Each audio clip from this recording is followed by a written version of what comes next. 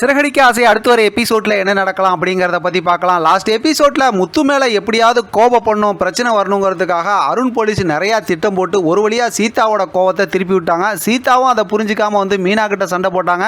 இப்போ கடைசியில் பார்த்தோம்னா மீனா ரொம்ப வருத்தத்தோட வீட்டில் வந்து இருந்தாங்க. அந்த நேரத்தில் தான் விஜயா மேலே தண்ணி ஊற்றி விட்டாங்க. பல பிரச்சனை நடந்துச்சுன்னு வச்சுக்கலாம். லாஸ்ட் எபிசோட் எப்படி முடிஞ்சுன்னு தெரியும். ஒரு வழியாக விஜயா கோபமாக இருந்தாங்க. இப்போ அண்ணாமலை சமாதானப்படுத்த போனார். இப்போ சமாதானப்படுத்தினதுக்கப்புறம் இந்த பிரச்சனைக்கு பின்னாடி என்ன இருக்குன்னு சொல்லி முத்து மீனாவை விசாரிக்க போறாரு. அதுக்கப்புறம் மீனா நடந்த எல்லா விஷயத்தையும் சொல்ல போறாங்க. அதுக்கப்புறம் முத்து சும்மா இருக்க மாட்டாரு. கண்டிப்பா இதுக்கு பின்னாடி இருக்க உண்மையை நீங்க எல்லாம் தெரிஞ்சுக்கணும்னு சொல்லி நேரா சீதா விட்டு கூட்டு போய் சீதா கிட்டையும் பேச போறாரு. ஆரம்பத்தில் சீதா வழக்கம் போல தாண்டி குதிச்சாலும் கடைசியில் விஷயம் என்னன்னு தெரிஞ்சுக்க வாமா அப்படிங்கிற மாதிரி தான் கூட்டு வராரு.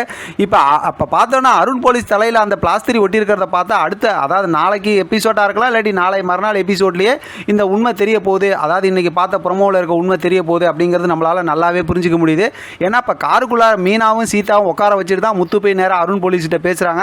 ஏன்பா உனக்கு நான் உதவி தானப்பா செஞ்சேன், நீ தேங்க்ஸ் சொல்லனால ஏன்பா இந்த மாதிரி பிரச்சனையை திருப்பி விட்ட அப்படின்னதுமே வழக்கம் போல் ஆர்வ கோளாராக பார்த்தோன்னா அருண் போலீஸ் வந்து நான் உன் மேலே எல்லாரும் கோவப்படணுங்கிறதுக்காக தான் அப்படி நான் செஞ்சேன், இப்போ பார்த்தியா அவன் மேலே எல்லாரும் கோவப்பட்டாங்க அப்படிங்கிற மாதிரி சொன்னதுக்கப்புறம் தான் இதுக்கு முன்னாடிலாம் நான் உன்னை ஆள் வச்சு அடிக்கல, ஆனால் இப்போ நிஜமாவே உன்னை ஆள் வச்சு அடிக்கிறதுக்கு ஆள் வந்திருக்காங்க, வர சொல்லட்டுமா அப்படிங்கிற மாதிரி தான் சொல்கிறாரு.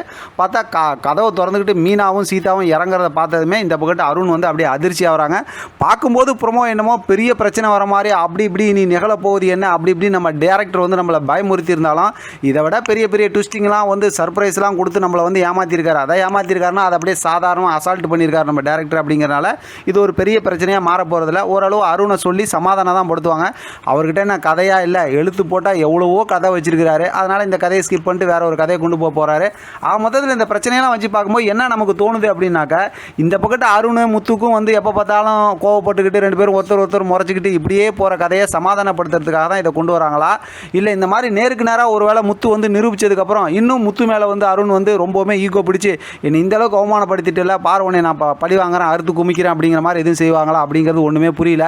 பார்க்கலாம். மொத்தத்தில் ப்ரொமோவை பார்க்கும்போது ரொம்ப ஃபயரிங்காக ரொம்ப இன்ட்ரெஸ்டிங்காக இருக்குது. அடுத்து கையும் களவுமாக மாட்டிக்கிட்டு அருண் வந்து என்ன சொல்ல போகிறாரு அப்படிங்கிற பெரிய எதிர்பார்ப்பை வந்து டேரக்டர் ஏற்படுத்தியிருக்காரு. இது ஒரு பக்கத்து போனோம் அப்படின்னாலும் நம்ம முத்து மீனாக்கு பார்த்தோம்னா சோசியல் மீடியாவில் ஒரு பிரச்சனை போயிட்டு இருக்கு, உங்களுக்கெல்லாம் தெரியும். அதாவது எல்லாம் தெரிஞ்சது தான். ஏன்னா கோமதி பிரியா வந்து எங்கேயுமே அந்த விஜய் அவார்ட்ஸ் நடக்குதுல அதுக்கு வந்து முத்து கூட்டிகிட்டு போகல அப்படின்னு சொல்லிட்டு இப்போ அது ஒரு பிரச்சனை அவங்களோட ஃபேன்ஸ் எல்லாம் பேசிகிட்டு இருக்காங்க. ஆனால் உண்மையாக முத்துவோட ஃப்ரெண்டு அதாவது ஒய்ஃப் இருக்காங்களா, வைஷ்ணவி இருக்காங்களா, அவங்கள பற்றி எல்லாம் தப்பாக பேசுனாங்க. அது மாதிரி பல பிரச்சனைகள் வந்து அது வேற ஒரு பக்கத்து பெரிய ட்ரெண்டிங்காக போய்கிட்டு இருக்கு.